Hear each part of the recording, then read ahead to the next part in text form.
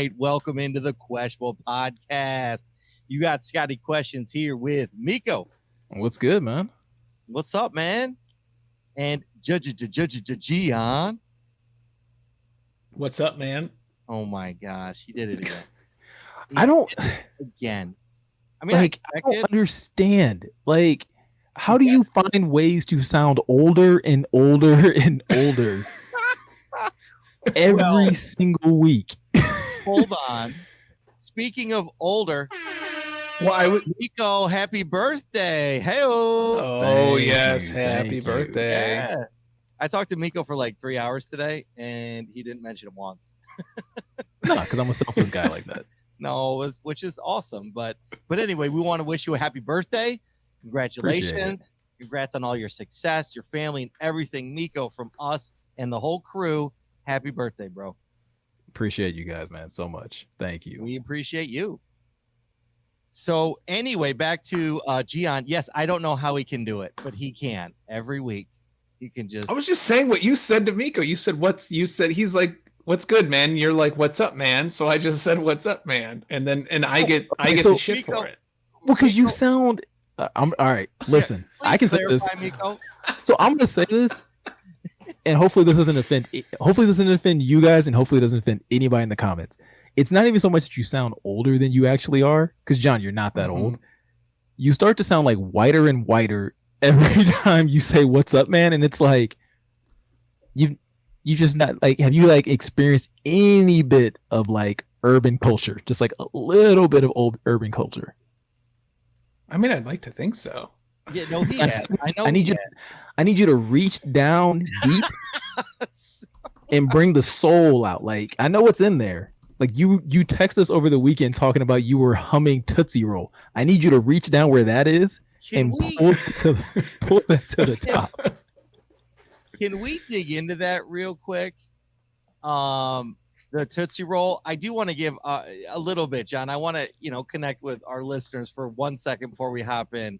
But before that, please like, follow, subscribe wherever you listen to podcasts. Also, please hit up questionabletees.com for all your custom apparel for the Lions, Red Wings, and all Detroit sports. Side note, Rodrigo shirt just came out. Rodrigo, shout out to Easy and Spencer for at Woodward Heavyweights. Yep. They got it in front of Rodrigo today. They're going to give it to him on Friday. So again, shout out to you boys. We appreciate the support. We appreciate everything. We're excited with that. So having said that, done the business. John, can we explain the Tootsie Roll thing that Meko's talking about? Because I have to tell you that was kind of a highlight of my week last week. And I was definitely debating as to whether or not to text you guys, but no, I was cleaning my cat's litter box a few nights ago, and I started singing to the left, to the left, to the right, to the right, and now dip, baby, dip, come on now, dip, and my wife comes and she's like, "What are you singing?" And I was like, "A Tootsie Roll," and she goes, "But like, what is it?" And I was like, "You've never heard Tootsie Roll?" And she goes, I have no idea what you're singing. And I was like, have you ever been to a live sporting event in your life? And she's like, yes, plenty. And kind of gave me the look. Yeah. And so I pulled it up on YouTube, played it. And sure enough, she's like, no, I've never heard this song before. That's unbelievable to me. That is shameful. Yeah. Should we do a Tootsie Roll drop? That's what I forgot this week. I was going to do a Tootsie Roll drop. I mean, maybe like that is 1,000% shameful. No, it's I don't know if it's I don't know if it's a Southern California thing, because my wife is born and raised Southern California, and there was a 2 weeks ago we had these like breakfast, like seasoned like breakfast patties, like sausage patties, and I took mine and I got out the maple syrup, and I obviously. Well, right. yeah, obviously. Yeah. And she looks at me, she's like, "What are you doing?" Because like she thought I was going to put in my coffee, which we sometimes do. And I was like, "Oh, you put it on the sausage." And she's like, "No, like, because like here it's like hot sauce. It's like salsa. It's like sure. You do it like you do it like with salsa brava." And so, and she's like, "Is it good?" And I was like, "Oh man, the sweet, savory, spicy, grease, it's so good." And so she tries it, and then for like the next week and a half, she had sausage every morning with maple syrup. She's been catching up. She's been catching up a little bit. Yeah, no, that's the go-to for me. Like if I'm having bacon, if I'm having breakfast sausage or something like that, it's syrup. But back to the issue at hand. I like how you try to divert the soulful connection that you and your wife apparently are lacking. No. John, like I said, John needs to figure out like how to tap into that same amount of soul that has him singing Tootsie Roll while cleaning out to his intro. That's all I'm saying. When he gets to that's true. I think I think that's a really good point, and I think that's like a valuable life lesson too. Because I think this could because the thing that happened, like I wasn't even thinking, I was just grooving when I was cleaning the litter box, and like every week when we do the intro, I start like overthinking. I'm like, what am I going to say? Oh, you have nothing to say, and then it like short circuits, and it's like that Simpsons where the doctor is trying to explain to Montgomery Burns that he has every disease, and he tries to push that things through the door, and nothing's getting through, and like that's what it is. Like I have so many like intros that like nothing gets through, so I end up just like that's what the pause is. Like every week that there's the pause, that's what it is, and then what ends up coming out of my mouth is like some insipid like "What's up, man?" It ends up being the Heidi Ho neighbor, the Ned Flanders, like the yeah. Exactly. So now, I think I just gotta keep a like clear mind, full heart. You got it. I believe in you, John. You totally got it. Thanks, Meko. And Meko, just a little background, right? I've known John since we were what, like 4 or 5? 3, but yes, it's 3, 4, 5, early. Mm-hmm. But no, we've both been awkward like that. Like it's not something that I've taken a lot of work for me to get to where I am, and so we're all working on it. It's all good. We'll get there. We can do it. John and I also had a song. Real quick, I'm just we had a song. We play street hockey out front. Like, what's up, man? And when we play street hockey, we're like roller hockey, and I would do it like this. And John was the goalie, and my pants would fall down all the time. So I'd be like, my pants are falling down, and he'd be like, pull them up, pull them up. So maybe that's the intro, John. And I'd be like, my pants are falling down. He'd be like, pull them up. So great. So great. It is my mission in life to Your make you guys birthday, a little bit cooler. Yeah, that's fine. A little more. I a little more. Would love it. Cooler. We can make cool artwork and we can make cool music, but maybe we need to sound cooler. You can help us with that. Yeah. Just I'm gonna help you guys tap into that soul. It's in there. Okay. So anyway, nice. So having done that and said that again, Meko, happy birthday. John, you and I will work on it. Maybe we'll do a little one-on-one session each week. That's fine. We'll figure it out. But let's get into the Lions. Well, we'd have to have Meko in there too. So Meko, we'll have to figure out some more time. But anyway, so let's get into the Lions. We got a lot to talk about. Lions lose to the Vikings 28-24. Meko, will you take us on this journey today? Because I need you to lead this. Listen, it's going to be a tough journey for all of us. All right. For those of us, like we're about to talk about it, you guys are going to be listening to it. It's not a pleasant journey. It's rough. It was not the game we expected. But like Scotty pointed out, the Lions did drop another game this season, losing to the Vikings 28-24. And I mean, we're going to start right off the bat. I mean, what do you guys think was the key reason that like lost the Lions this game? Ooh, Scotty, let's start with you on this one. So I've been debating this, right? I know it's Tuesday, after the game. What do I think lost us the game? And in my big thing, I think I'm getting back to something which you guys can help me describe. I think John, you're going to hit on it a little bit too. To me, it was an identity crisis in this game, and it was for Dan Campbell. He's leading the team. He is the penultimate leader of the team. Whatever he says, the team does. Whatever they do, they will follow him, like through brick walls, wherever. And I love what he was doing, being super aggressive in the game. Right, as aggressive as we were, that's when we were ahead. Right, when we were able to convert the 1 4th down to get the touchdown, and then 2 4th downs for another touchdown. Now, at the end of the game, I feel like he overthought it, right? He didn't trust being questionable, right? As we're going to tie it in right here in this moment, it just fits. He needed to continue doing that because, in my opinion, I would have rather watched them lose, like die by the sword and like live by the sword, like almost. I would have rather seen him do that than kind of overthink it and try and do something different, in my opinion. So I want to say coaching in general. I don't want to put it all on Dan. I don't think it's all his fault. I think a lot falls on Aaron Glenn and the defense, right? I think, Meko, which you're going to get into, I think defense has a huge part of this, which we will talk about. I think that's the biggest part. But my big thing, I like overarching messages, and he was an identity crisis in a moment. I don't think he'll ever do that again. I hope he won't, because I would rather do our whole season and go for it, and let's just go for it like he's talked about, right, for the past year and a half. So let's keep doing that and live that. Let's live that life, and let's see what happens there.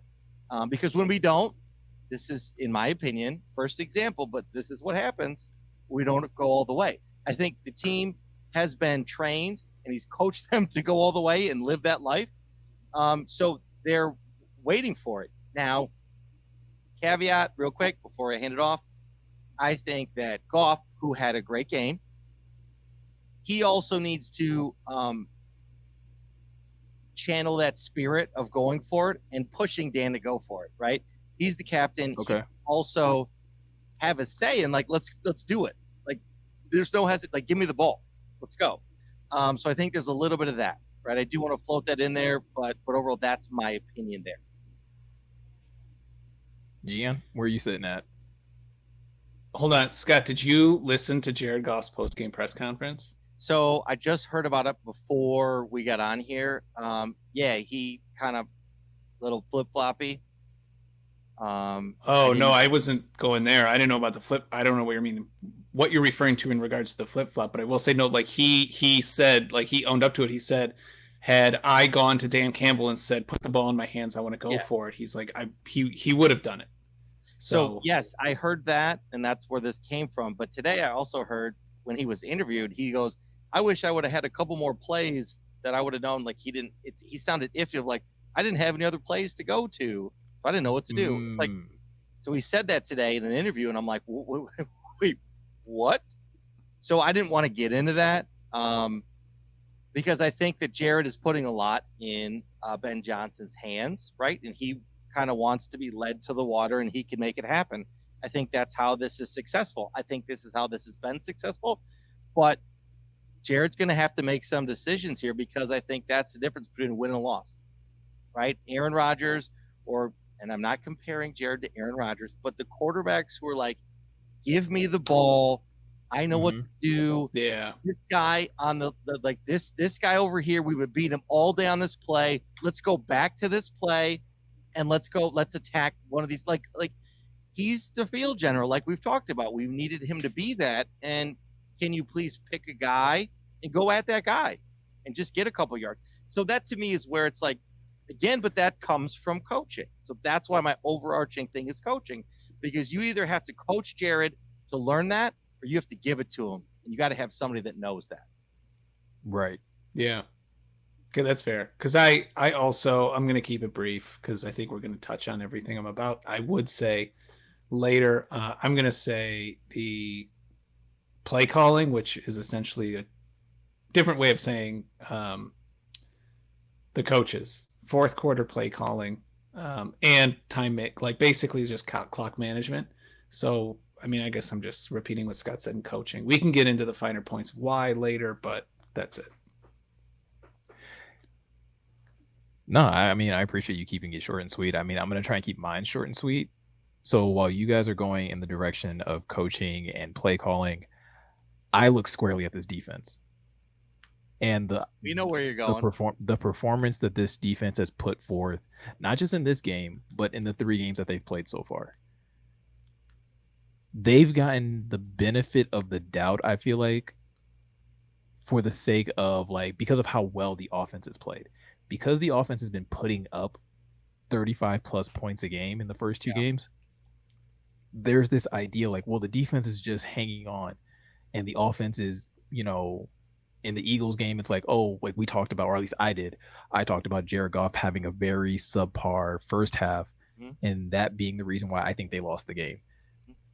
Week 2, the defense plays amazing in the first half, and we give them a lot of credit for why they win the game.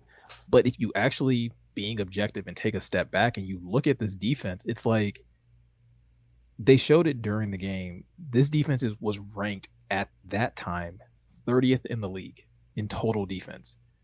And I believe they were somewhere between 27th and 26th for the pass and the run. That's just not acceptable, in my opinion. There's no way, before I can even get to coaching, I have to look at your defensive performance. And watching that game was infuriating to watch the defense from all levels for anybody named not Jeff Okudah. It was maddening. No pass rush, no stopping of the run. Yep. Just penalties that are backbreakers that are keeping drives alive. And when the game was all said and done, even though it's a 4-point game, at one point in time, this team was up 14-0. Correct. Mm-hmm. And your defense didn't give up field goals. They gave up touchdowns. Yeah. And that broke this team, in my opinion. So, Meko, in asking that, so having said that, who's to blame? Not just the defense. Do you have anybody? Is it a group of people? I'm just curious. Purely curious. Yeah, I mean, I was going to get into this like later in another portion. Like, no, because we can jump there right now. Like, we can absolutely jump there right now because we're talking about it. Yeah, because there comes to a point where we have to start talking blame and criticism. Yeah. And in my opinion, I lay this at the feet of Aaron Glenn. Okay, why? Because we gave Aaron Glenn a lot of praise last year, going into the off season, being afraid of like losing him in coaching hires, and to see what this defense has put on like display in 3 games, let's say 2.5, right? Because they played phenomenal first half of against the Commanders, but in 2.5 games, you have put together one of the most just abysmal defensive performances again for anybody not named Jeff Okudah.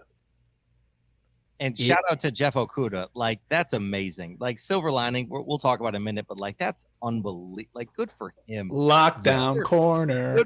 Good for us. Good for him. That's just a great story. Yeah. So for me, it's AG, because you have to be held responsible for getting the most out of this defense, for putting guys in the proper plays to make the proper plays. I know they always talk about like details and discipline and fundamentals, but at some point in time, like, what about, like AG also said, one man whooping another man? That's not happening. Well, at all. We're getting whooped.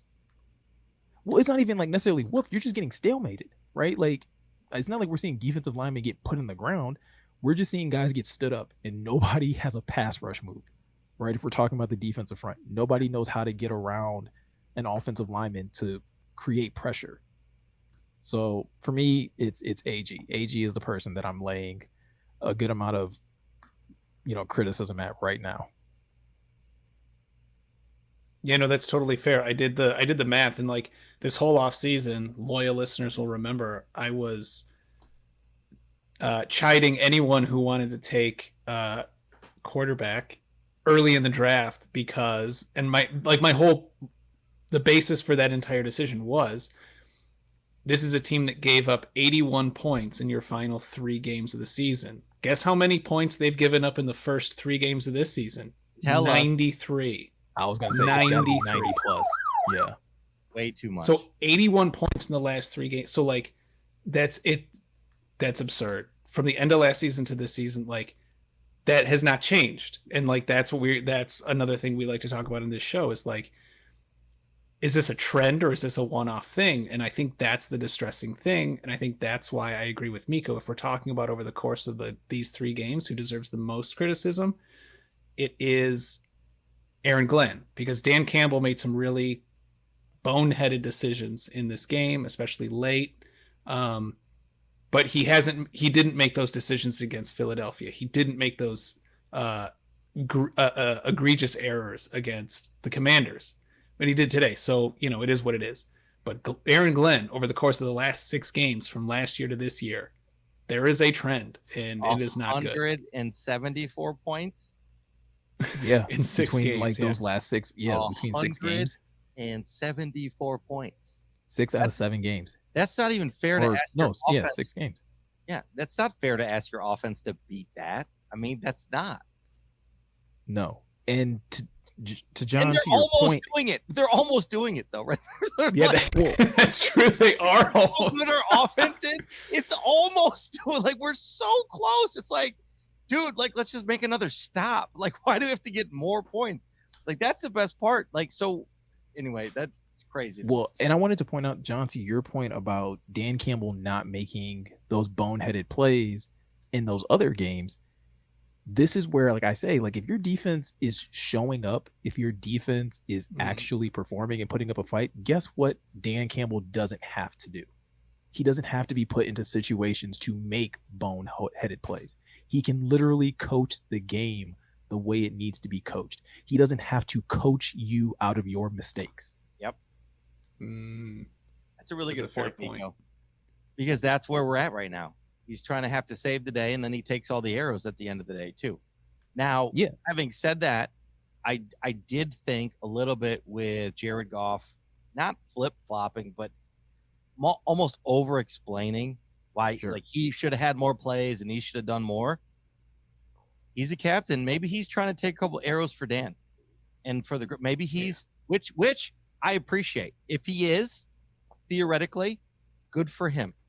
Right? I mean, like, if he is taking some ownership, which he should, but like, good for him. I don't think it's all on him, but you know what I'm saying? Like, I just think that this team trying to protect each other and take care of each other, I think that's a good thing. I think that will go further down the road as long as everybody stays together, right? Which I think they will, but I think it's a good thing if it is true. Again, hypothetical, don't know. Sure.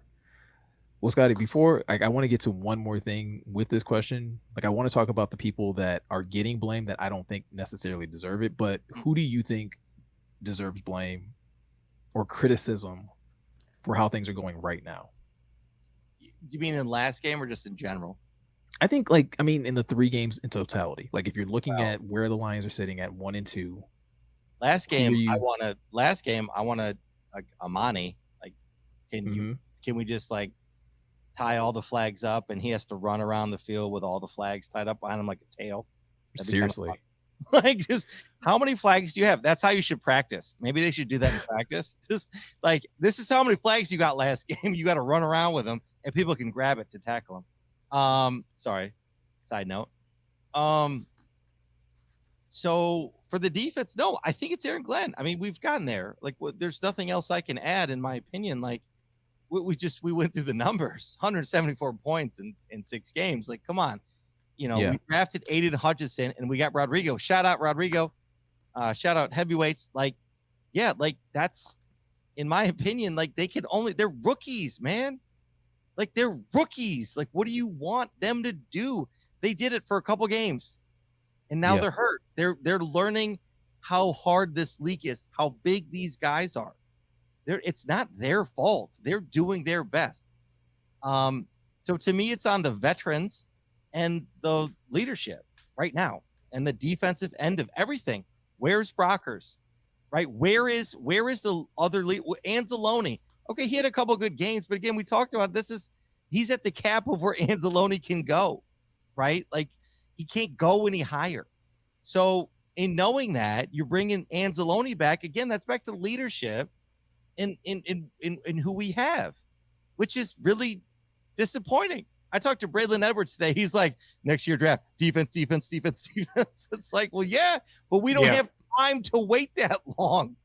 Like, we need to win. We kind of need to win this season. Like, you can't, like, what are we going to do? And so I was telling John, like, it's back in Brad Holmes' court right now. What are you going to do?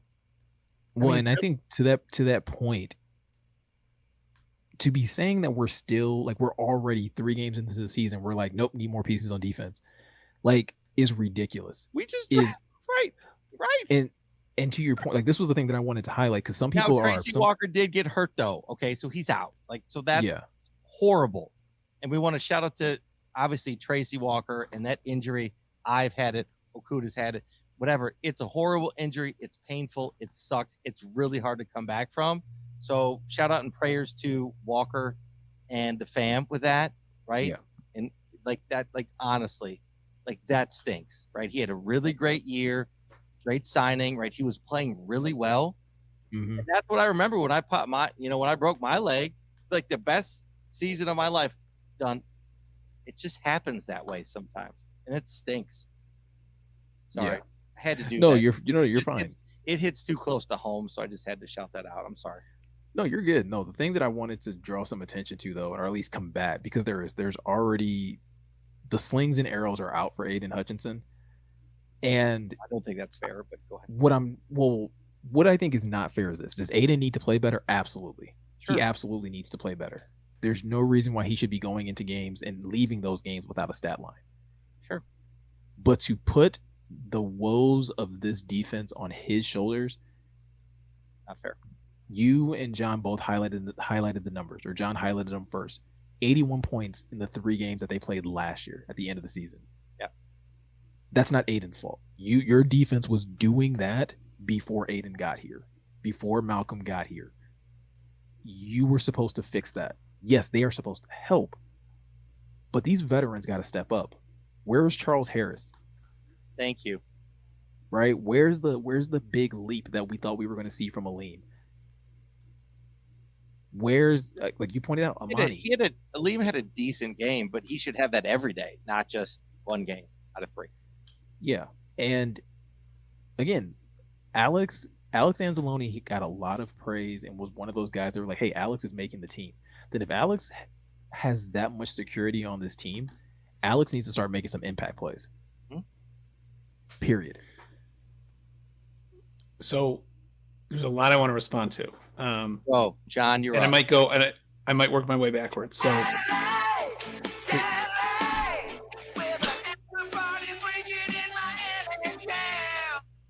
sorry. You were saying? So Aleem, I think he is making that leap. But I think a lot of the preseason predictions were assuming Onwuzurike was going to continue his development and also be right next to him. And he's just not. Which, cards on the table, I'm kind of writing him off. I think he's like, maybe in like a year 2022 2024 he comes back and like has like an Austin Bryant type season, but like I have zero expectations for him as a Detroit Lion. My hopes are on Josh Paschal, which if we get him back and we get him healthy, then I think Aleem will you will start to see Aleem take a bigger leap. But I think being surrounded by who he's surrounded with, and at least in the interior, he was not supposed to be standing next to those people. And I know we say that, well, you have to make plays regardless, next man up, yada, yada. Well, that's okay. But I do think some of that leap that Aleem was supposed to make was kind of predicated on having like a jab. Like he was always supposed to be the haymaker, but I feel like we lost our jab. And so going backwards, who was I going to say? Hutchinson, yeah, I think it's unfair. Not much else to add. I think it's kind of ridiculous. He needs to play better, obviously. And yeah, he did kind of disappear for quarters on end. But I do want to touch on Oruwariye, I think, which might lead us into our next topic. I think that back injury was hampering him a lot more than we think. And I think it was like in hockey, the guy's got the breakaway. So you take the slashing penalty, you just slash the hell out of him and draw the penalty to just stop the breakaway. And I think with with Oruwari, and it's like I think he knew he was going to get beat, and as instead of just giving up a touchdown, I'm going to give up an illegal contact because they are going to get by me, and they're going to be so wide open that even Kirk Cousins is going to be able to hit them in open field, and it's going to be a touchdown. So we can, and if that's talk the case, about, I'm totally fine with it, right? We've talked about this before in plays, like, well, just foul him. If he's going to beat you and destroy you, just foul him. So if that's the case, right? Sure. Well, and that's where I'm going to push back, because I don't think that was the case on a lot of those plays. I think this is Amani overdoing what he didn't do in game one, because he wasn't dealing with a back injury against the Eagles, and he allowed AJ Brown to torture him. And I think what he tried to do is, I think it was a little bit of ego. John, you pointed this out last week, right? About how ego sometimes gets in the way and guys throw away technique. I believe that's what Amani Oruwari did in this one. There was a little bit of ego because he probably was told, or not probably, he was told during the week, you're taking Adam Thielen. You're taking wide receiver 2, and Jeff's taking wide receiver 1. And I think Amani wanted to show I can be just as physical, I can be just as disruptive, and it backfired like hell on him because he got too grabby. He got too. Wow. There's not a lot of those plays where he's beat. He's right there to make a play, but he's deciding to grab. He's deciding to hold on. He's deciding to make contact when the guy is past 5 yards. And Meko, to add on to your point, what's different between Jefferson and Thielen? Like I said last week, Thielen's like 100 years old. Thielen's a vet. Thielen knows how to show that he's being held. Like it's like soccer, right? He's diving he'll exaggerate whatever's being done to him, especially when he knows the ball's not being thrown at him. Well, right? Hold on. And that's another issue with Amani's penalties. Some of those penalties, the ball wasn't even coming to his man. Thank you. The ball got thrown somewhere else. That's what I'm getting at. And then they get a fresh set of downs because Amani's holding his man. Yep. So what's the excuse? It's you got away from fundamentals. You drastically got away from fundamentals, and you decided that you felt like you had to overdo it. And I'm going to say right now, you wasted one of the best games of Jeff Okudah's career. Because Jeff put Justin Jefferson in chains. And that should have, that type of performance should have led you to a win. And it didn't. Well, and I think we're going to get into that in a minute. Right? John wanted to talk about injuries because he brought up injuries. And I think it's a good point of Amani. I mean, if Amani was hurt, then maybe, but I don't think so. I think I do. I think it's more ego. But there are players that came out of that game that were hurt. And some of those guys went into the game hurt, and it starts to raise the question about whether or not players should keep playing through the injuries they have. Is this message of grit maybe going a little too far? Maybe some of these players are taking it a little too literal. Fair. I do want to just go back to we don't know. Meko, I appreciate your point. John, I appreciate your point though too. We don't know officially. With Amani, what's going on. But, John, can I touch on the Aiden thing real quick, too, to your point? Yeah. I don't know how hurt Aiden is. I want it, as we're saying, should players keep playing through injury? How hurt is Aiden, right? He wasn't on the stat sheet. I am hard-pressed to believe that he is not more hurt than they're saying, in my opinion. He didn't seem like he had the same energy, same motor, same get off, everything. They said he's fine, but again, everyone's injured, right? We're getting through this. We're going to talk about it in a second, but everyone's injured. But I think Aiden might be more hurt than we're saying. Anyways, but this is the thing, though. This is where I don't like it can be the case, but I don't like using it as an excuse because the minute you decide to suit up, I'm not saying you. I'm saying people in general. I'm saying anybody who wants to throw it. No, I'm saying anybody who wants to throw it out as an excuse, Aiden's hurt, then Aiden shouldn't suit up and play. Correct. Because if he's out there, somebody else who has to get. Somebody else who could have made an impact is sitting on the bench because Aiden decided to tough it out. And again, speculation, but this is where the whole idea of these players playing through injury, yes, it's valiant in some cases. In some cases, it can still be beneficial. Like, I think there's a difference between Swift playing through an injury and Hutch playing through an injury. Because Swift playing through an injury, he's still able to be a decoy. He is still able to be somebody who has to be accounted for on offense, because you don't know if he can make a play, if he's gonna catch a ball from his butt and still make it into the end zone. You don't know if that could happen. Aiden is not a decoy. Aiden has to be an impact player. So if he's hurt and he can't make an impact, then he needs to be sitting on the bench. And Austin Bryant needs to be getting those snaps. Julian Okwara needs to be getting those snaps. Somebody else needs to be out there who can go 100%. Well, because we talked next man up, and we kind of showed it in this game, Meko. We showed next man up a little bit. I mean, kind of. Not like on defense or on offense. On offense, sure. Well, defense, no, on offense. No, I'm not. I'm okay. talking the positives. I'm talking positives. No, the defense, no. But I think that you have a point there. So, John, so let's play it through injury. Let's do some detective work. Ooh, I like. All right, now that was a good on you. That's a good use of that drop. I had to get to that part. Okay. So yeah, let's do some detective work. So to Meko's point, I love it in that if you're going to suit up, like game 5, Michael Jordan has the flu. He suits up and he plays, but he still puts up 38 points. Like, yeah, he had the flu, but he still put up 38 points. So I think, should players keep playing through injury? I mean, I don't know. I think that's a decision for the coach and the players. But I think if we were texting during the game and there was this one, I can't remember when it was or where it was, but it was Jamal Williams' run. And we were all texting. And I think, Meko, you had said, Jamal just doesn't have that shiftiness. Like, yeah. Swift would have been able to, either cut inside or make one move and get, 4 extra yards or whatever.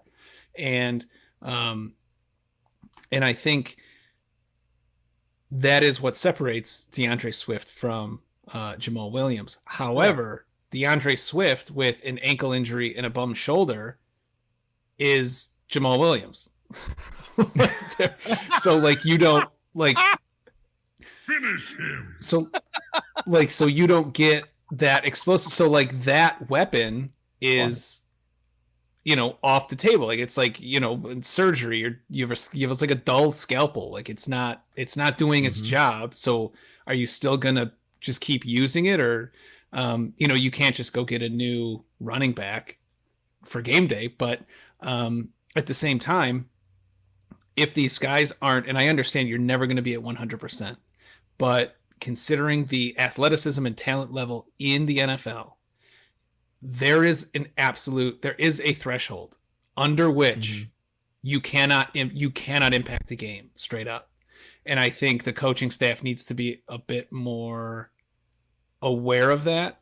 And I don't know if that's taking the idea of grit too far or what it is, but I feel like knowing that threshold of where they are going to fail to be impactfl, it's gotta I don't know, it's gotta be raised, I think. No, I agree, because I think we all applauded Deuce for challenging Swift to play through injury. So I have no problem with him playing through the ankle injury. The shoulder injury as a result, I don't think the shoulder injury is a result of the ankle injury, if that makes any sense. Those two things can be mutually exclusive. Because DeAndre played on the ankle injury the week before, and he made an impact. In a limited amount of snaps, he still made an impact. But John, you're saying, though, at this point in time, that he now has a bum shoulder and a messed up ankle, stop playing him, because he's not going to be able to do the things that he needs to do. Thank you. And so in his case, yes, sit him, because that way he can get right. At least one of those injuries can get right. And then maybe he can get back on the field and still make an impact in some capacity, or completely heal up. But so I'm not saying that that these coaching staff shouldn't still encourage players to play through ticky-tack things. But I do think, to your point, John, they need to take inventory of when things are becoming too much and when it starts to be diminishing return from some of these guys being on the field. Right? We're talking about St. Brown dealing with an ankle injury. Yeah.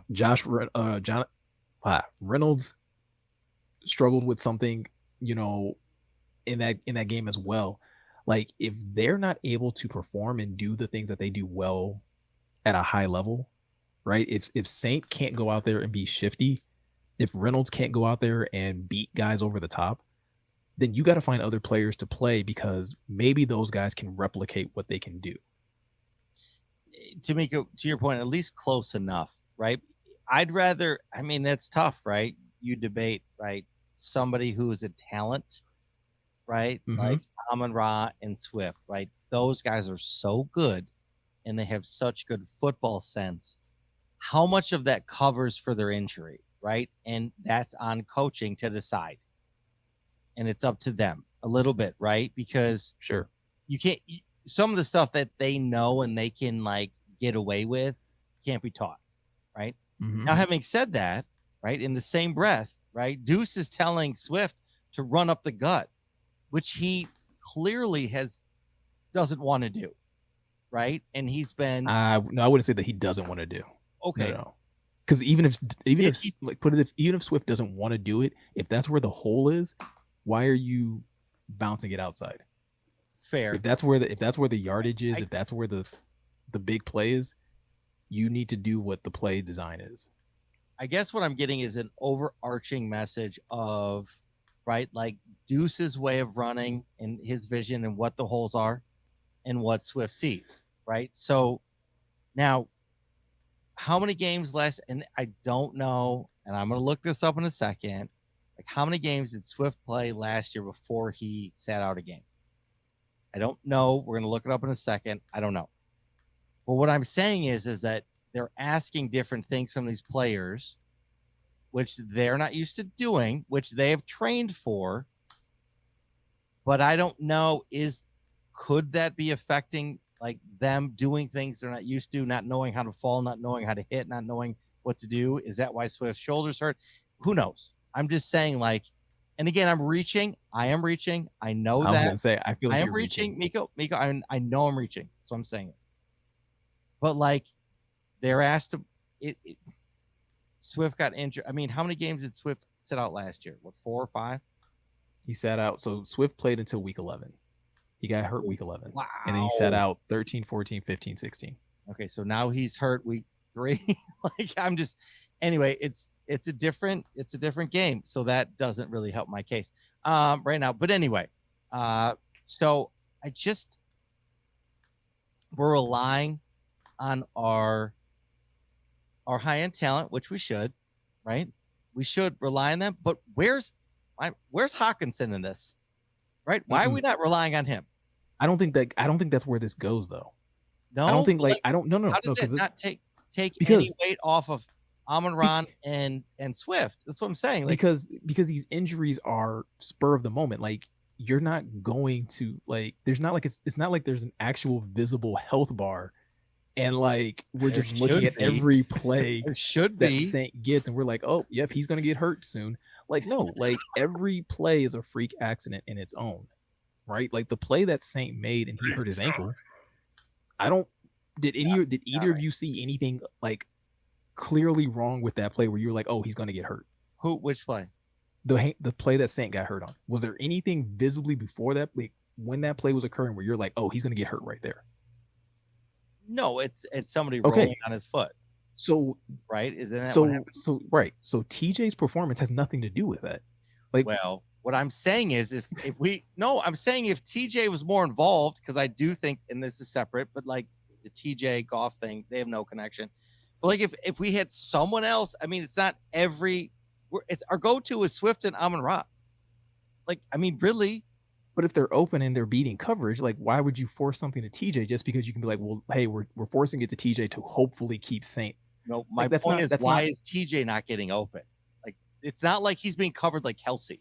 Like, he's not being covered like Kelsey.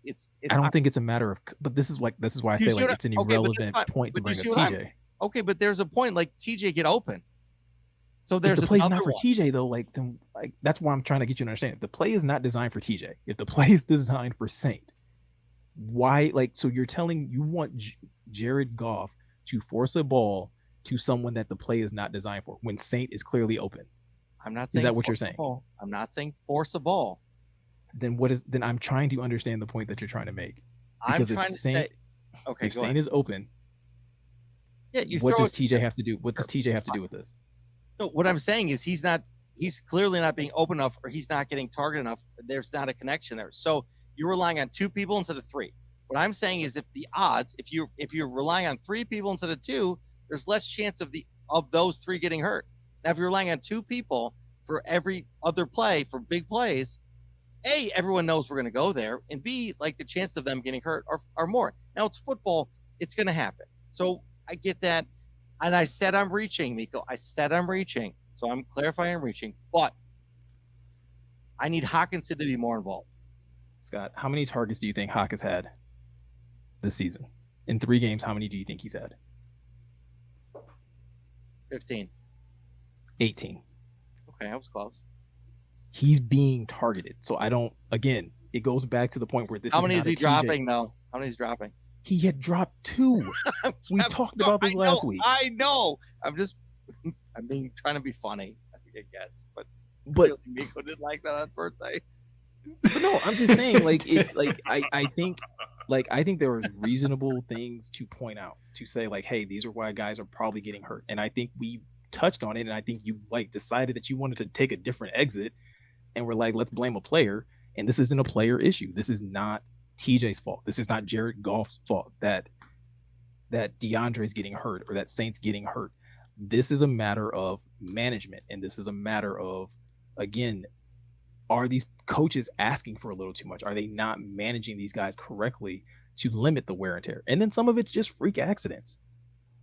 Totally right? Tracy's injury is a freak accident. Yeah, correct. St. Brown's injury is a freak accident.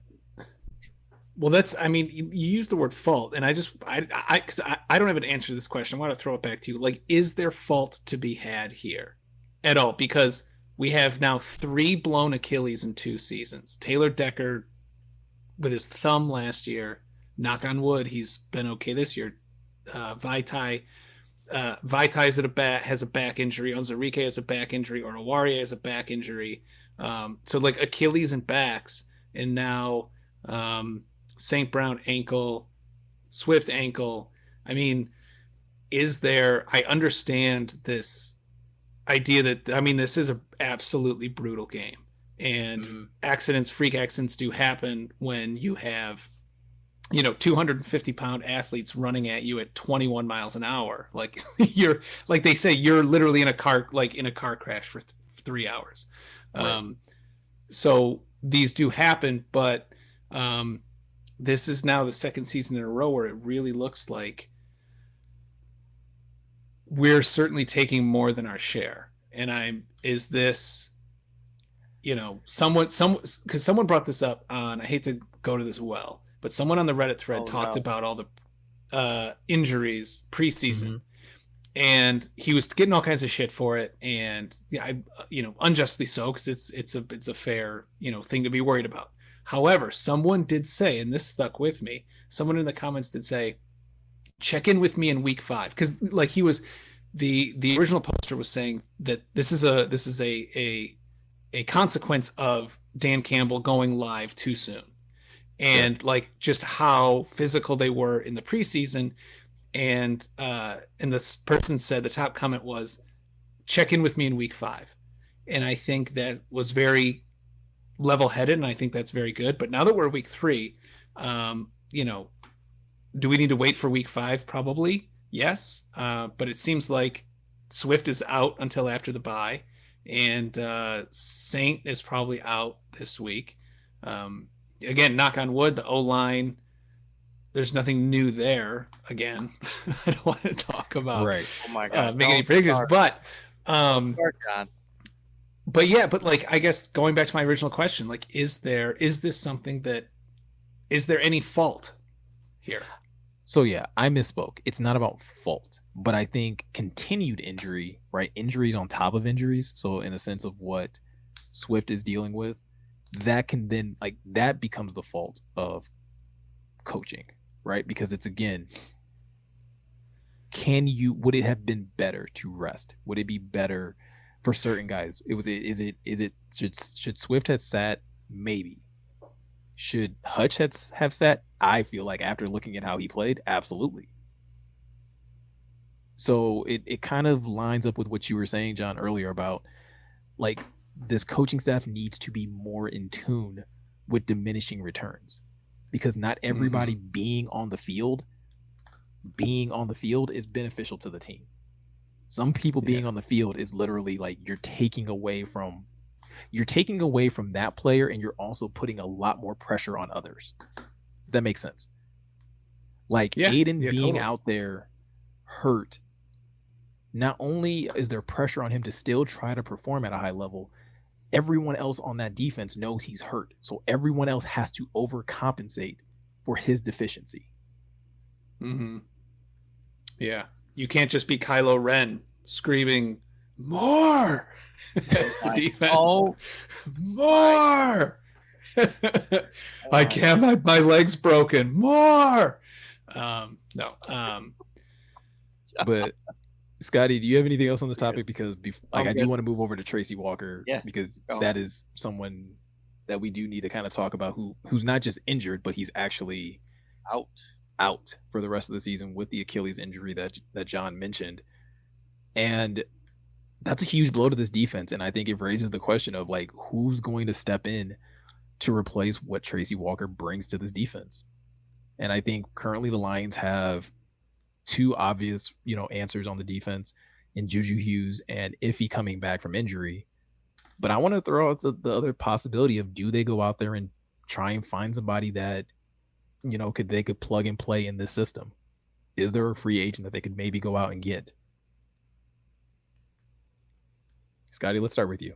Oh, okay. I think we go free agency. I think we need that.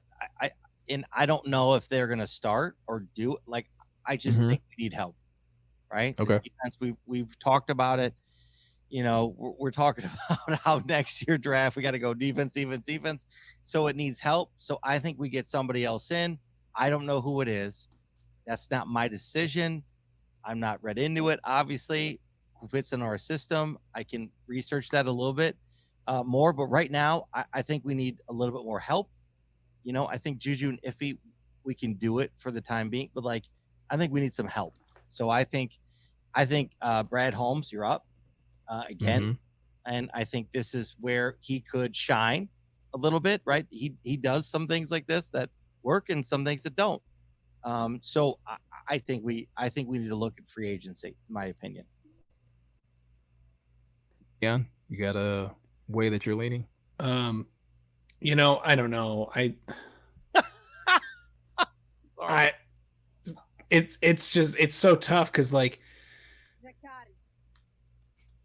oh my God. Tracy Walker was having such a great season, and he had a good season, and I mean, obviously we signed him, and he said, this is the team I want to play for, and he was really the backbone of that defense. He was like the captain on defense, and so it's not just like we're losing, a great player, and so I don't think any free agent signing is going to be able to replace that. Now that said, I don't think we have anyone who can fill those shoes either. So I think a free agent signing maybe makes the most sense, because were you going to ask Melanafu to come in off of not playing in over a year to kind of step in and do that in his second season? That seems absurd. Kirby Joseph's not gonna I don't think he's ready. And so Juju Hughes, I have no confidence. Juju, I'm sorry. I'm gonna jump in. I'm gonna jump in here for you. Gonna hear me? Juju Hughes. Meko's in. Juju Hughes has played like trash. Yeah, plain and simple. Juju Hughes has played like trash. So yeah, so even though a free agent is not going to be able to replicate what Tracy Walker brings to this team, we don't have a guy who can replicate what he brings to this team. So I think, I'm saying, yeah. I was need some like, help. We need some help. I'm really surprised. I thought John was actually gonna be like, oh no, give Iffy a chance. But I find it interesting that we're all in agreement that like I'm team sign a free agent, because I was a little harsh saying Juju's played like trash, but Juju has not played up to a level where he needs to be on the field right now. Right? That was a little harsh. I apologize to Juju Hughes for calling him trash. He is a professional athlete with a level of athleticism that I could only wish that I had.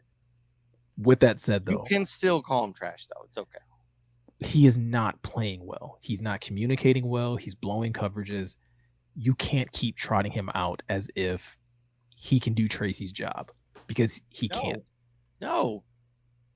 As much as I would love to see Iffy, because I am a huge fan of Iffy, and I think Iffy has amazing potential.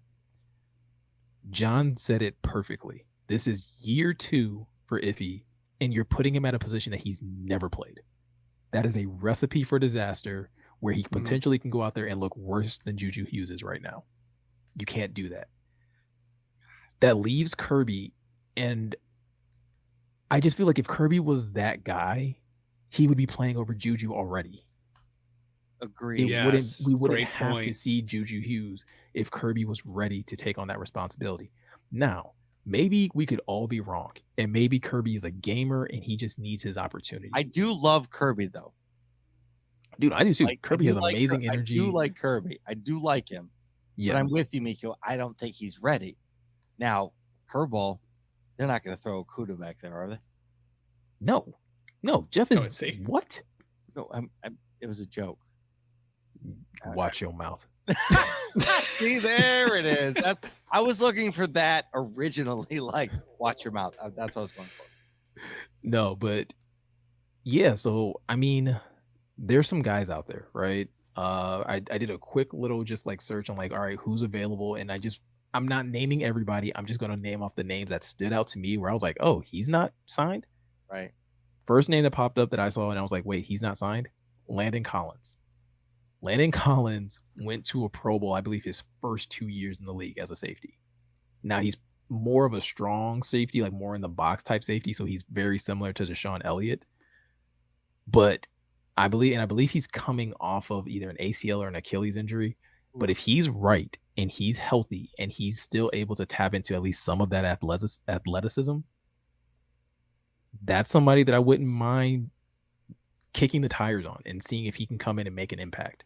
And Meko, to add to you and support this, right? Aren't we looking for a leader a little bit on the defense? Yes. So we're looking for someone with experience that can manage this, right? Keep it in front of you, manage it. We don't need you to go, crazy, but we need it managed. Right? And make impact plays, which Landon Collins has done in his career. Okay. Yeah. Another guy that stood out to me that, again, wow, he's not signed. Tony Jefferson, former safety for the Baltimore Ravens, and I think he also played with the New York Jets. More specifically, I think he also played with DeShaun Elliott. So they have a chemistry. If we're talking about communication, we're talking about being able to trust two guys to know what they need to do and to be able to trust one another. That's a person. That's a guy that you could bring in. Maybe isn't, like you're saying, can't replicate what Tracy's done. I'm laughing at. You heard it here first, folks. Tony Jefferson is a person. Oh, my bad. Oh my gosh. No, I'm just. But he's a guy that you can put in there and have that chemistry kind of built in with DeShaun Elliott. And then a familiar name that most Lions fans will know is CJ Moore. Now, CJ Moore has primarily been a special teams guy, but he knows this team, he knows this scheme. Again, easy plug and play, and you can kind of just know what you're going to get out of CJ Moore. I mean, Meko, so if you had to pick one of those three, right? Just that quick research that we did, who would you pick of the three? Surprisingly, it would be Tony Jefferson, because I believe that chemistry is more important right now than like the talent, and not to mention, like, I don't know if Landon Collins is healthy. So if Tony Jefferson is ready and he's in shape, he has familiarity with DeShaun Elliott. I believe he also has familiarity with the Lions safety coach, because I believe he came from Baltimore. So That's so to the Lions, right? It's all about Yeah. chemistry and energy and understanding that, right? Buy-in, all of that, right? Being able to trust that guy will do what you ask him to do. So That's so to me of those three. So all those commenting, please fire up who you think we should get. But right now, I mean, I'm with Meko in the couple names that we pulled. I'm with Meko. Gionne. I mean, yeah, agreed for the same reason. I think. I mean, that was great. it was a good one.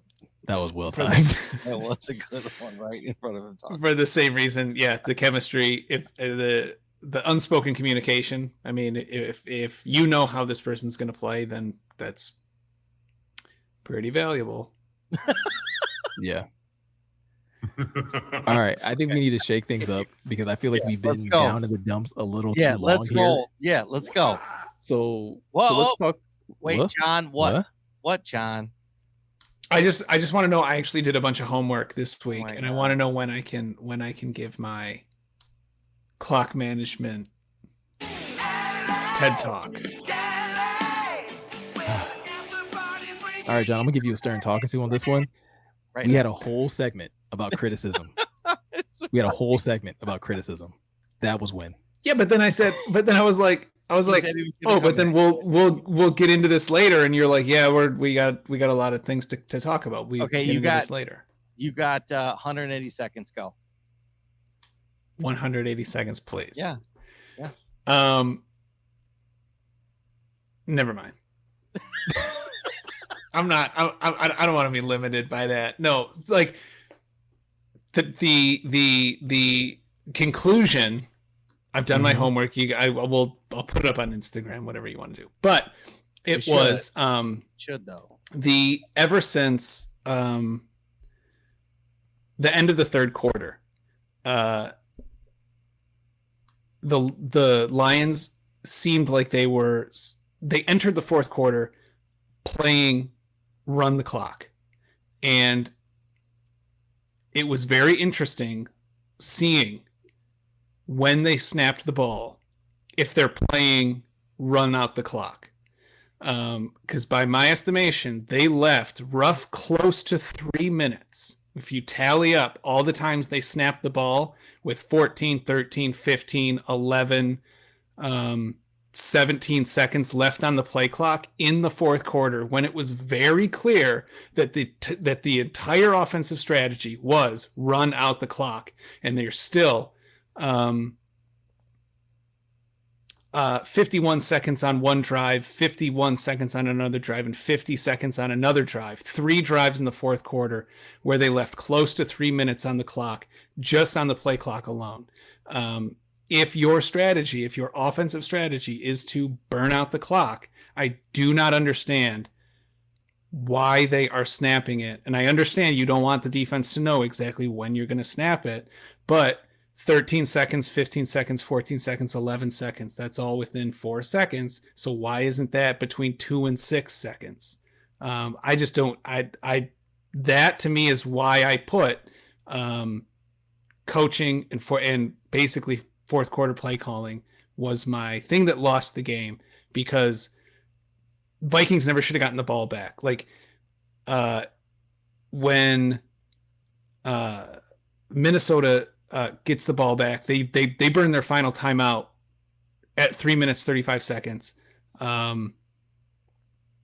It was just that was more egregious. I feel like a lot of people are fussing over the decision to kick the field goal versus punt versus go for it, and I feel like that's a very justifiable thing to have a gripe over. But the entire way the game was handled up until that point, that decision could have come, with like 30 seconds left in the game.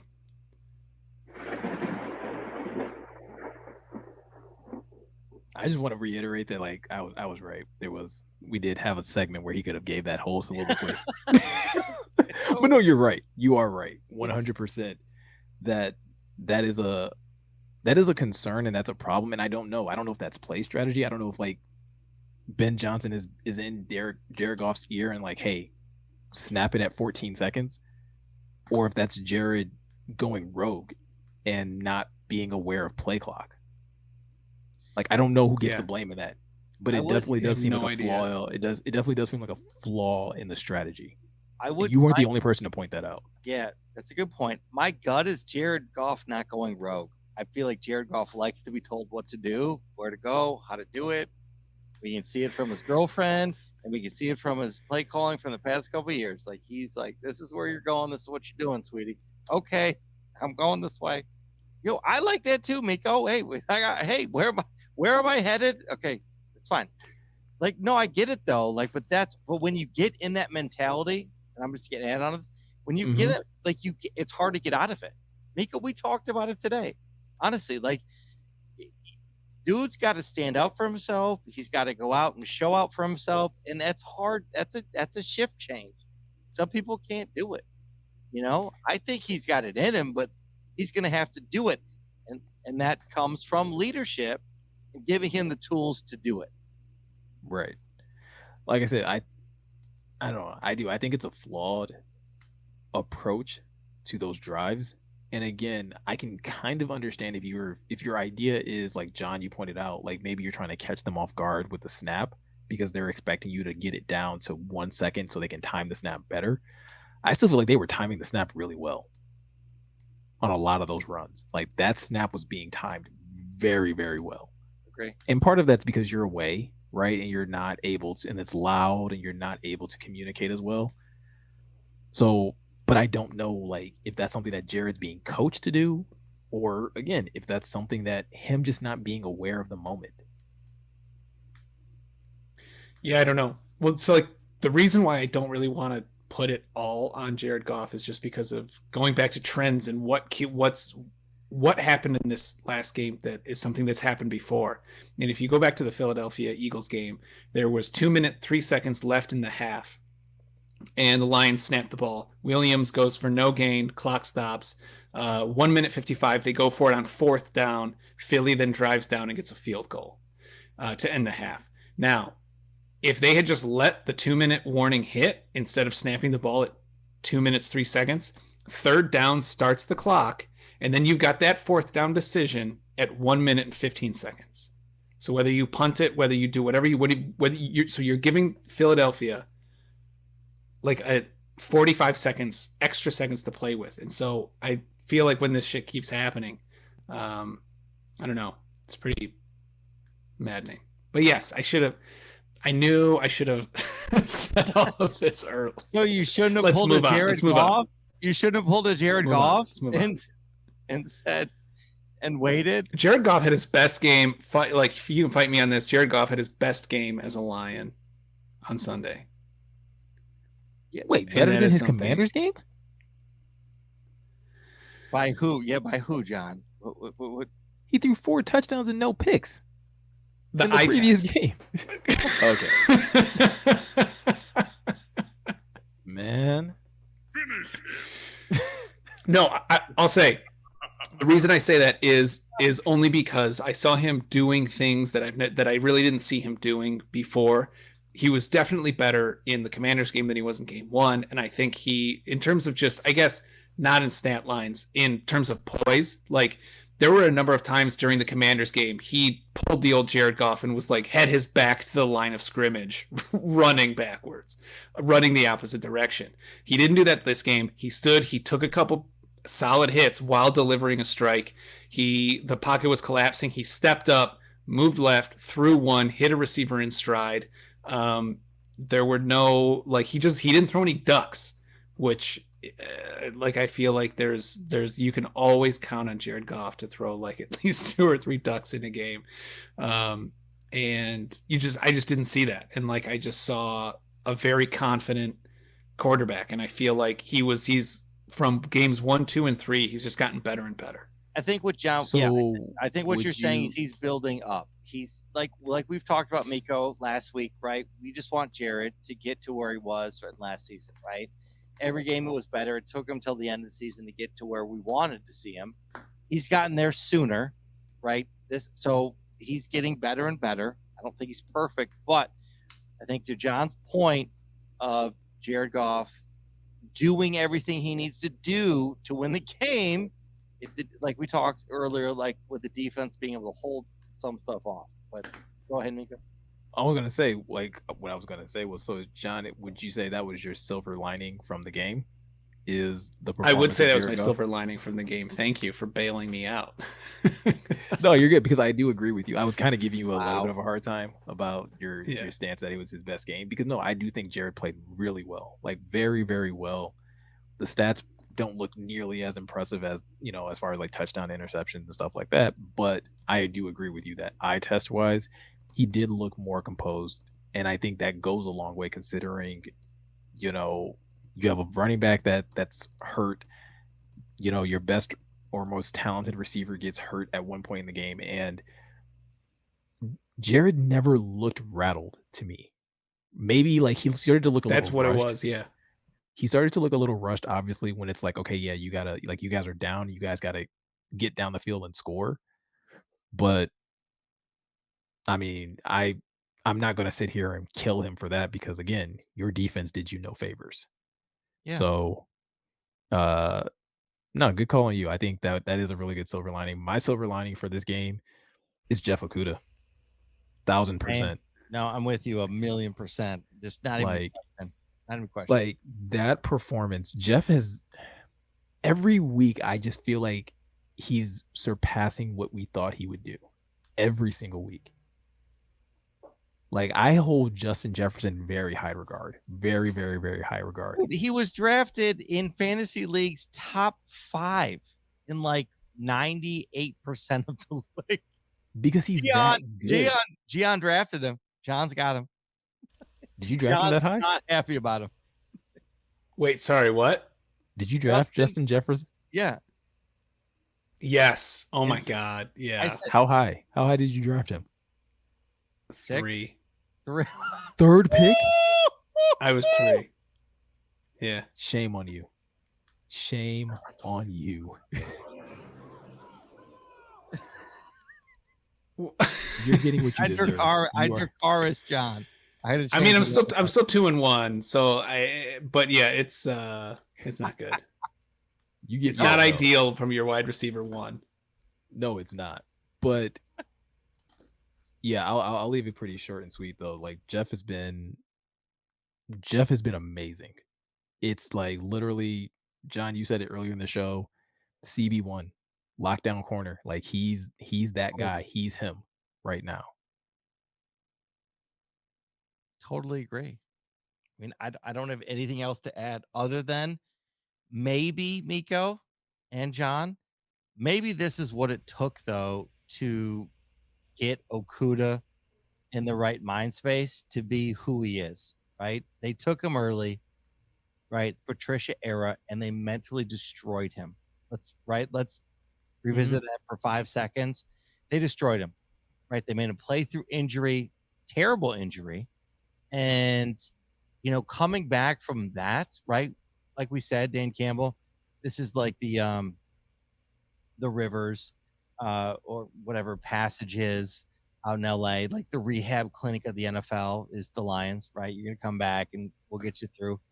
But he's come back and he looks amazing, right? I mean, the clips we're seeing, dude, he's just throwing Jefferson at the side, like, get off me. That was so great. You're like that. For those that don't know, look on Twitter, social media, whatever. But Okuda like throws him like a rag doll, like in 5, like in the like first. He whooped him. Yeah, he whooped him. Whooped him in 3 steps. Like, bye, like you're out of the play. Like later. But there's something to be said about coming back from an injury and succeeding.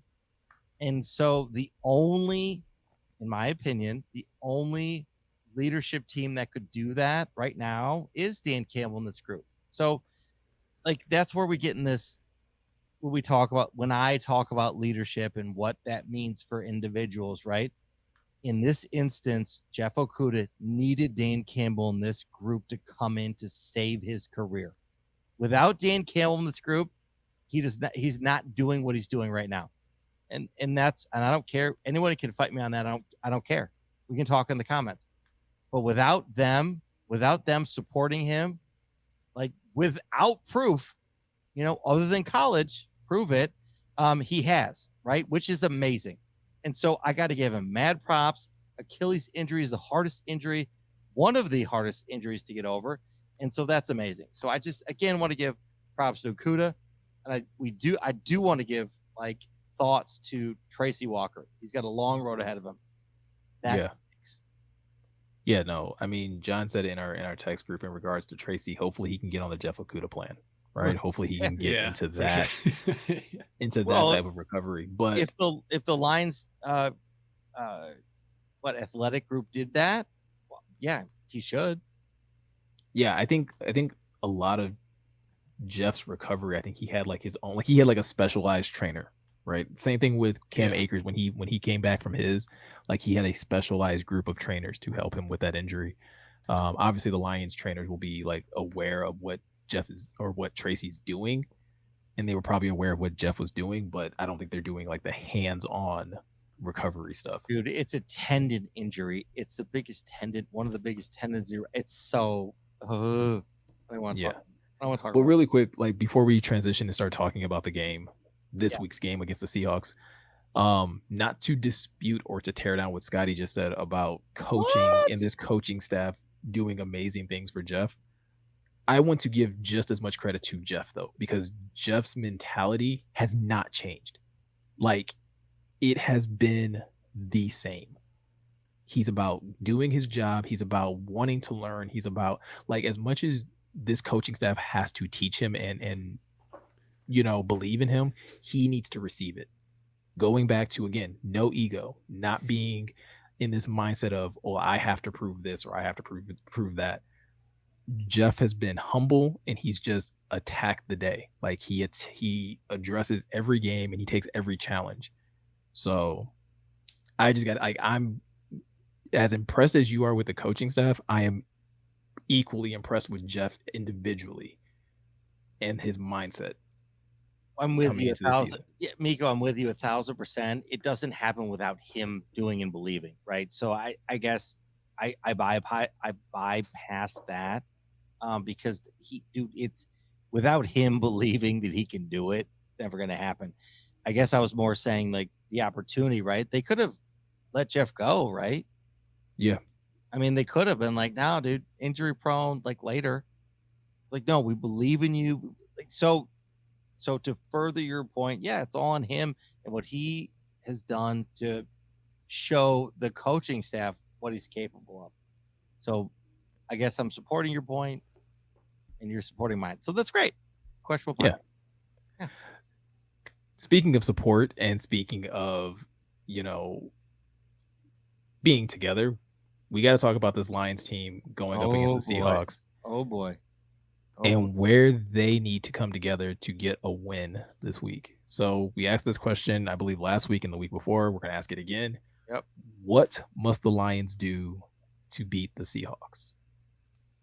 Can we start with Gionne this time? I feel like I was going to 9 times. All right, thanks. I was going to because he's looking like he's getting sleepy. He's clicking his pen. No, he's in LA. It's 5:00. Fine. Hey, John is a busy man. I believe that he puts a lot. Yet. He's got to go out and make some music. He's got to hang out with Brad Pitt. I heard tonight again. They're gonna go see a Deadpool preview that's out in 2 years. They're gonna see that tonight. No, I have to. I'm done hanging out with Brad Pitt for a while because all he wants to help me do is dye his hair. So it's again, man. It's just embrace the gray. Just John, pull Clooney. Brad Pitt asks you to dye his hair. You dye his hair. But it's not being questionable, And I told him, I said, you got to be questionable. You just be true to yourself. Just embrace the gray. Silver Fox, go for it. And he's like, oh no, man, no, this is who I am. This is a Lions mane. And I was like, let me tell you something about the Lions, Brad. Well, at least have him dye it yellow then. Take photos. No, we're off track. So back to the Lions. Oh, Meko for the win. No, I think the Lions. I think the Lions just need to stay aggressive. I think it's as simple as that. I feel like Scott, you touched on it in your very first comment. he had an identity crisis, and that's part of, I think, why people are so pissed about the field goal, is because as Jeremy Reisman said very well, there was the aggressive play, the safe play, and the stupid play. The aggressive play was to go for it. The safe play was to punt, and the stupid play was to kick the field goal. And unfortunately, Brad Pitt. We're off Brad Pitt. Oh my God. Dan Campbell picked the stupid play. And I think because he saw that this playing it safe and trying to work the clock and trying to be someone he wasn't, like, it wasn't working. And I think he overthought it and got in his own head. So I think just stay aggressive. We saw this against the Commanders. They started to take their foot off of the throat, and the Commanders scored 2 quick points. And then we kept scoring and we stayed ahead. So that was fine. We didn't do that. And I think, like, this team is built, Aaron Glenn says it, attack. We are an attack first defense. And I think this is an attack first team. And so I think as soon as we stop attacking, bad things are going to happen. So I think we just have to stay on the offensive. I'm going to pretty much kind of piggyback off of that and be more specific and say that this defense needs to dominate. If we're talking about being aggressive, if we're talking about Aaron Glenn saying that this is attack first defense, you've attacked for a half of football this season. Yeah. So show me this attack defense. Show me this defense that can dominate and impose their will on an offense, on a subpar offense, because this offense that the Seahawks is bringing in here is not very good. Geno Smith to date will be the worst quarterback you've played. And I swear to Jesus, if you make him look like Aaron Rodgers, I'm going to come in here so pissed off next week. Like, I'm not even kidding. Well, I might pull a Valenti and start screaming. Like, I'm going to have very mean things to say. I'm going to have very mean things to say. I'll scream. But to me, it's you got to dominate defensively. I don't have a player. I don't have defensively, you have to dominate. Period. I love it. And I'm going to piggyback off that and just say the Lions must win. Like, there's nothing. We need to win on all fronts. Defense, offense, I don't care. There's nothing. We're at home. Again, we went away. We went, right? We had a road game. We learned how that felt. That sucks. And we had a chance to win. So you're going to come home. I don't care if we're down by 15, we're winning the game. This is one of those, this is a must-win game. If you do not win this game, and I don't care, the entire team this is a must-win game for me. In my opinion, it's a must-win. Dude, the Seahawks are not great. If you let DK Metcalf go for fucking like 2 touchdowns and like over 150 yards, I'm gonna come in here screaming. Like, I don't like because that's my fear, right? You're gonna let DK Metcalf beat us, right? For some fucking reason. That's my fear. I'm disasterizing Meko right now, but like, no, I hear you. I think it's listen. But that's the problem, dude. Like, you're gonna throw up. Geno Smith's gonna throw up lob balls. Think about what they're gonna do. Hey, we're gonna throw up 50-50 balls to DK all day long. Like, if I'm Seattle, it'll be the Dez Bryant special, slants and fades. Right. So we cannot. Go ahead. Well, no, and that's what DK typically, like, that's how he typically hurts teams, because he's big, he's physical, he's an athletic freak. Jeff is going, like, if Jeff gets him, it'll be his toughest test to date. Correct. Physically. So that's my fear. Physically.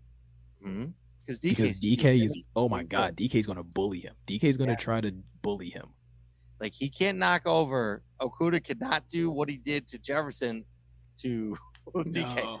So listen, I would recommend Jeff not even try. Do not get into that type of game with DK. This is where it comes to Aaron Glenn, right? This is Aaron Glenn's game. He has to prove it. Aaron Glenn has to prove this.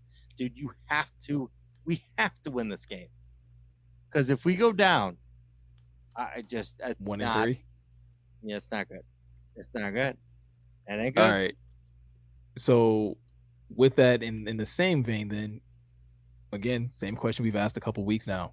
Who needs to have the biggest game for Aaron the Glenn. Back to the coaches. I love it. I love it. Back to the coaches. Sorry. Oh, I need to pick a player. Oh, I'm sorry. No, you know. I like that. That's John's not comments. that's not who Scott wrote in the show notes. And Not at all. he's so riled up. He's Oh. so riled up during the man. course of the show that he's completely changed his answer. 1,000%. Well, I mean, my answer still stands. Those two need to have a game, but go ahead, you guys. I'll wrap, or I could get into it now. Let me get into it now. Go ahead. Yeah. So yes, so like we talked about, Aaron Glenn's got to have a game because he has to plan for this, because there's no way in the world in which you let DK Metcalf beat us, or it'd be horrible. Kenneth Walker beats us. Yep, that's my other thing. Is I would be so conflicted. So conflicted. Especially since Michigan State sucks right now, right? Michigan State is not good. So if Kenneth Walker comes in and beats, there's so many levels to this. As a, whatever, as a Michigan sports fan. Anyways, so Aaron Glenn has to organize this to win the game, in my opinion. Now, I think that Jamal has to show up and do what he does, and if not more, right? Craig Reynolds, Jackson's in the game. But my thing is Jamal and Hawk. Hawk's got to show up. There's something between Hawk and Goff that's not working. We have to fix that ASAP. That's my biggest thing. Anyway, go ahead. Sorry. So you have three things. You have three. I have a lot. I have a lot of things. I need a lot. I need a lot from this team right now. Gionne. Aaron Glenn, Hawk. Well, it's just like in the show notes, like the Lions must blank to beat the Seahawks. Scott Reds pressure Matt Gino, better coaching, get out of their own way. Yeah, it's true. Land on it. There's not always one answer. Yeah, I mean, we picked one. Oh, but yeah. I can't do that. Meko, you know that by now. Come on. I just find it funny. Gionne, go ahead. As you should. I think. So we just got to making fun of Scott for not being able to pick one, and I'm not going to pick one. So no, this is fair. I'm going to say all didn't pick one. Scott. So I'm going to say the D line. Put it in the D line was. We lived and died by that D line against the Commanders. We died by the D line against the Vikings because a lot of those, the game-winning touchdown doesn't happen if Kirk Cousins has a hand in his face. And so, yeah, we're just kind of live and die by the D line.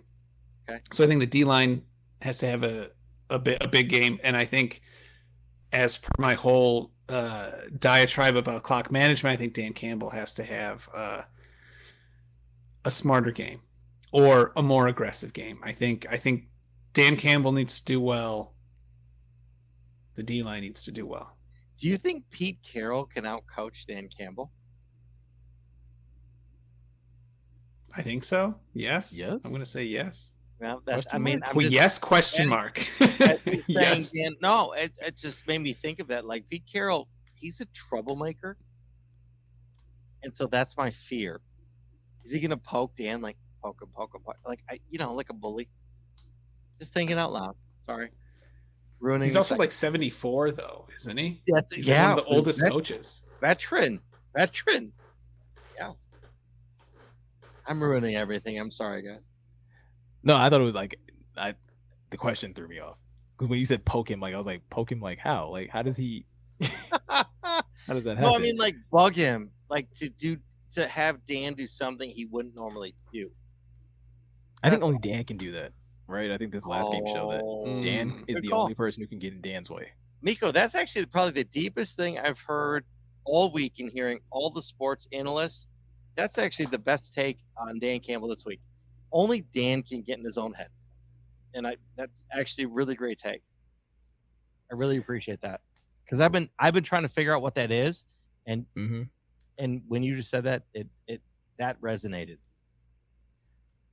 Yeah. He is both the immovable object and the unstoppable force.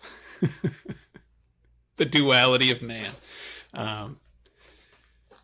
But no, Meko, who are your 2 picks? Yeah, so it's the running backs. It's Jamal and Craig.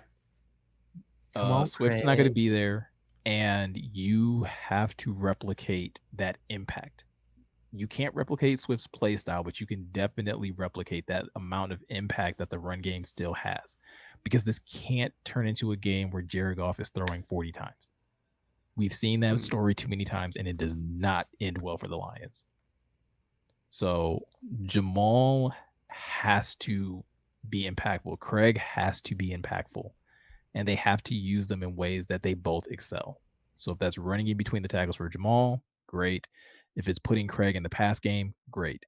But you have to still find ways to replicate the impact that DeAndre Swift has on a game. Yep. Now, what about Jackson? Right, he's playing. We don't. I mean, I'm sure he will, but I'm not going to put that much. Like, the dude didn't make the original 53, so I'm not going to sit here and be like, you have to come in here and, like, no, the 2 guys that made the 53, the 2 guys that this coaching staff and team thought very highly of, those guys. No, I would first. That's totally fair, but I like. Okay, so I'm gonna segue for 5 seconds. Do you think Jackson could have a game against the Seahawks? I mean, I think anything's possible in the world that we live in, Scott. I don't know if totally fair. I don't know if he's gonna have. I would just go ahead, John. I don't know if he's gonna have a game, but I think he's gonna have one play that raises eyebrows. Okay, that's fair. I think he's gonna have one like 20 something, like I don't know how many yards, but I think it's gonna raise some. He has eyebrows. the potential to have. He does. A good play. Yeah. Yeah, I think if you're looking whether for he sustains that the whole game, I don't think so, but I think he's gonna have one big play for sure. Okay. Yeah, I think if you're looking for a home run threat between those 3 guys, then yeah, I think Justin Jackson is probably the most likely to get you that home run threat. Absolutely. Mm-hmm. Yeah. I just don't like, but to John's point, I don't know if he's going to get the opportunities. I don't know how much they're going to factor him into the game itself, but he could get 1, maybe 2 good plays off. All right, we haven't really ran that much longer, but not bad. We're not bad. Let's get our picks for this week. Gionne, let's start with you. Hold on, I want to ask. So Scott was the only one last week who picked the Vikings to win, and I can't remember. What did you think? What did you say the score was going to be? You were writing it down because you were right, and I think you were very close with the score too. No, It was the same. Well, it's the same score as the 38-35. Right. Yeah, so it was much higher. They won, but much higher. Sad. You get points for picking the Vikings though, because we didn't. Yeah. Mm-hmm. We should actually score this, but no, I didn't want to. I just said gun in my head, like I remember. Right. It was a whole thing. Oh yeah. Which it took you 4 minutes. It took you 4 minutes as I edit this podcast. It took you 4 minutes to give just a score prediction. Oh, yeah. I feel like I didn't edit it down. No, what Meko did. Meko cut me in half. John let it go. No, it was so this week. So I have Lions win 31-28. I think the Lions, this is a must-win game. It's at home. I feel more comfortable like having the Lions win at home. They're a younger team, so I do think that at home means a lot to them. As I was there last week, like when we're cheering, like they just thrive off of the fans. So the fact that they even kept it close in Minnesota as a younger team in general, I give them a lot of credit. Should have won, but like I give them credit that they kept it close. But yeah, 31-28. Gionne? All right, I'm going to say 31-21. Wait, Scott, you said 31-28 or 31-20? 31-28. Okay, I'm going to say 31-21. I don't. We can't. I don't. All my sound effects. What'd you say? Sorry, just kidding. 31-21. I think maybe 28 might be the better call because I don't like this defense. Well, change your stat then. Like, why? What do you mean? Like, I don't like. Come on, make a call. I said 31-21. And he said he could go to 28 because he doesn't like the defense, but he's sticking at 21. Change I'm gonna stick with 31-21. Okay, well then don't give yourself an out. That's fair. I'm going 28. Like, this is my score, but I don't like it. Like, don't do that. You don't have to like. Hold on. No. That's exactly what you did last week. Thank you. I was just about to get back to that. You just pointed You're out. You're like, gun to my head. I hate it. I don't like it, but. Well, no, I didn't want it. What I didn't like was having the Vikings win, not the score. Like, so it's way different. Wait, it's just apples and oranges. So different. What are you talking about? The only difference is like that John light did it years like, different. No, the only thing that's different is that John did his pick in light years compared to yours. Like, he did it so much quicker than you did. Yours took a lifetime. Yeah, well, I was working on it in real time. We do. Okay, Meko, set us straight. Yeah, I got Lions 28-13. I think AG gets this defense like it's a do or die type of performance for this defense because the offense is not there. The weapons won't be there. Swift's not playing. I don't think Saint plays. I think they play it cautiously and they let him sit a game to make sure that he's right. Yeah. And that's going to put so much pressure on. You've got to show up. You have to be like, if not this game, and I'm asking you guys, if not this game, what is the game that you're just like the defense is going to show up and set the tone and carry it through the whole game? No, you're right. It's game not this one. It. No, this is it. This is it. This is your like, and if I'm Aaron Glenn, if you don't show up for this game, you don't have a job. Like, if I'm Aaron Glenn, the hell? What? Like, what? Dude, like, you're firing Aaron Glenn after this game? No. What I'm saying is Aaron Glenn is saying to the players, if you don't show up to this game and make it happen, like, dude, you might not have a job. I'm saying not Glenn, like the players, like, dude, show up for this game. This team's they're not terrible, but they're bottom. We need to have a good game. You threw me off. No, not Aaron Glenn. You threw me off. What do you know? I didn't throw you off. You the one who came here with fire and brimstone talking about firing people. Your response freaked me out. No, your response freaked me out. I'm like, what did I say wrong? I'm like, no, not Aaron Glenn. No, it's like Aaron Glenn saying, boys, if you don't make this work, like, why are you here? Right? Like, dude, like, this is a game we should win. We need to. No, I agree. No. I agree that it's a game that they need to win. And I think, like I said, I think Aaron Glenn, along with the other defensive coaches, will have the rally call that this defense needs. You've got to go in here. Listen, I don't know if they're going to say it. I'll say it. This quarterback sucks. Okay? Geno Smith sucks. Geno Smith got punched in the face by one of his teammates. It's how much he sucks. It's just he's a dick. Please don't let this be Matt Flynn 2.0. Just let's not Yeah. That's it. That's all I got for this. This has been such a depressing episode in so many areas because that game was so bad. But it's your birthday though. It's your birthday. I mean, I had a lot of fun. The Lions win. I know. I had fun. Episode. I had fun. Oh, right. Saying, dude, the experience from last Sunday to this to after the Commanders, how I was I was texting you and saying, oh my God, how amazing does it feel to not be equivocating or saying, oh, if only the silver lining is there was none of that. And we're right back to it. I think to end on one positive note, I will say, I think a lot of us, I understand that not all losses are created equal, and it's the how they're losing that is very frustrating. We've covered that.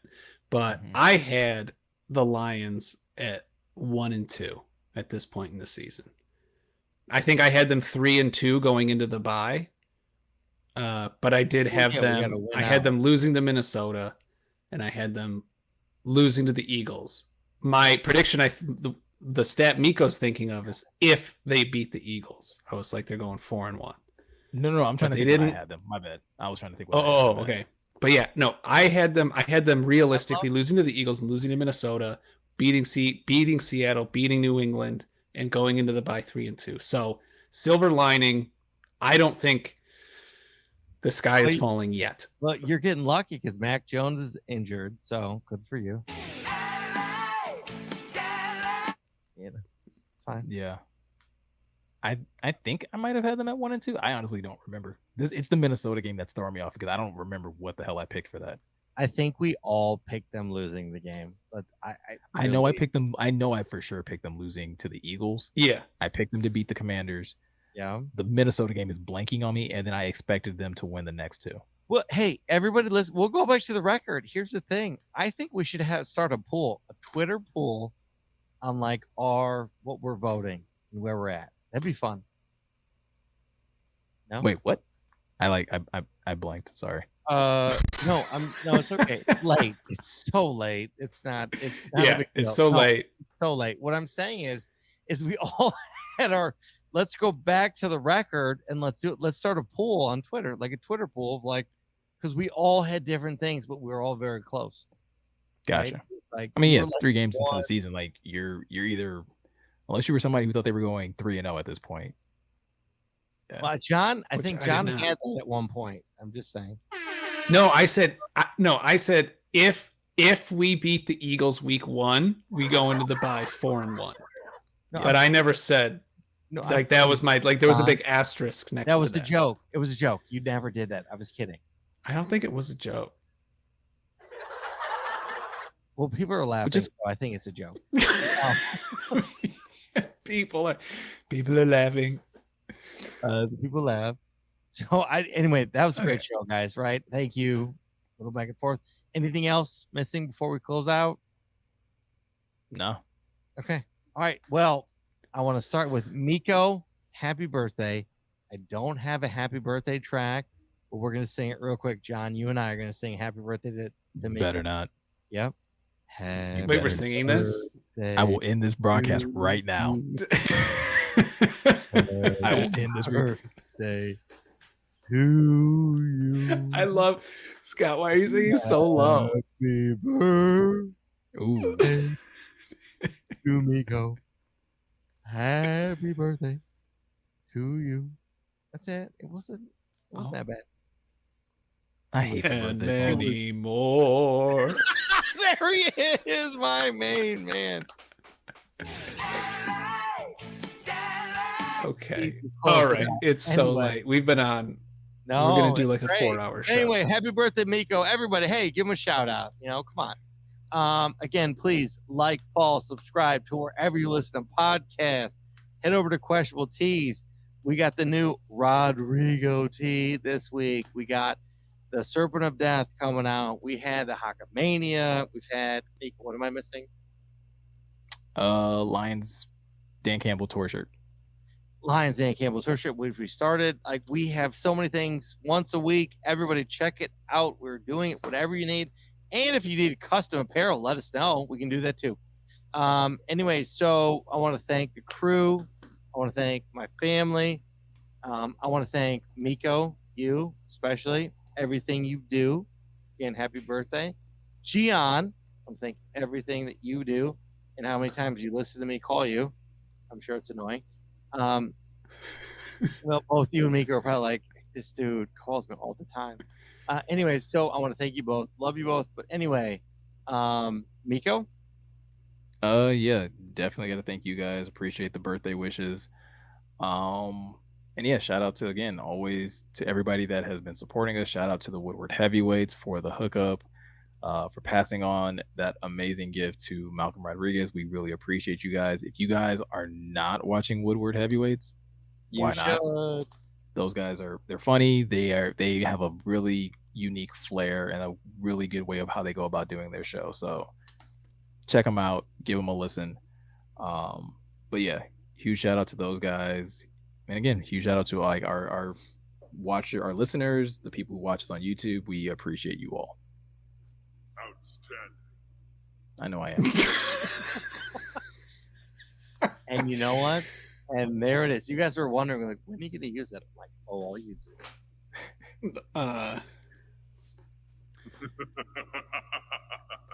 John's up next. Well done.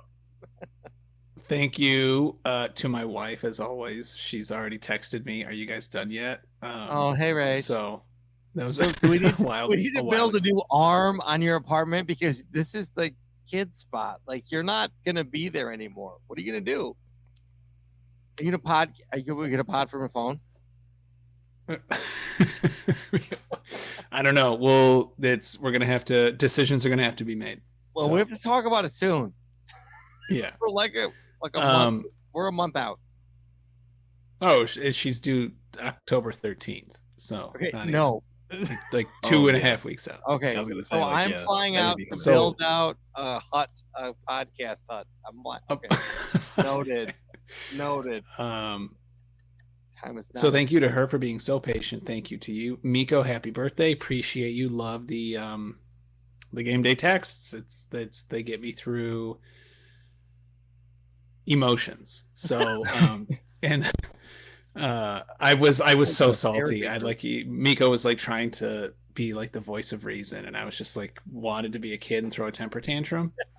So it was actually really fun. So yes. So thank you for being a port in the storm. And so Or yeah, your thank you rock. to the it's your rock. He's being your rock, John. I wasn't gonna go there with it, but okay. Okay. Rachel might take issue with that. And I'm not gonna fight around it. Yeah. This is one of the best endings ever. Sorry. So I was gonna say one more thing. Oh, thank you to everyone who's actually buying our apparel. We had a really great week. We had a really, really great week. Yeah. And so did. it's trending upwards. People, I feel like we've done we've been word of mouth. We've been very organic advertising, and it's starting to trend up. So whoever's out there buying t-shirts, I know it's not. My mom is just not. She's not the one just like, oh, I'll buy all the t-shirts. It's not. They're real people. Real people are buying all of this stuff. So it's great to see. You love to see it. Yeah. So John, I want to add on to that. It's not buying our apparel. It's investing in the community and being questionable and growing what questionable means and what we do to support our team. Right. So John, you are correct there 1,000%, but I want to take it to the next level and make sure everyone knows that those that are being questionable, those that are challenging the norm, and that's what we support. That's what we do, whether it's charities, our sports teams, and everything. I just want everyone to know that that's what we're doing, is supporting those being questionable that are challenging the status quo. So having said that, Meko, you want to add anything? We were supposed to be done 5 minutes ago. Okay. All right. So having said that, this is the Questionable Podcast out, and happy birthday, Meko.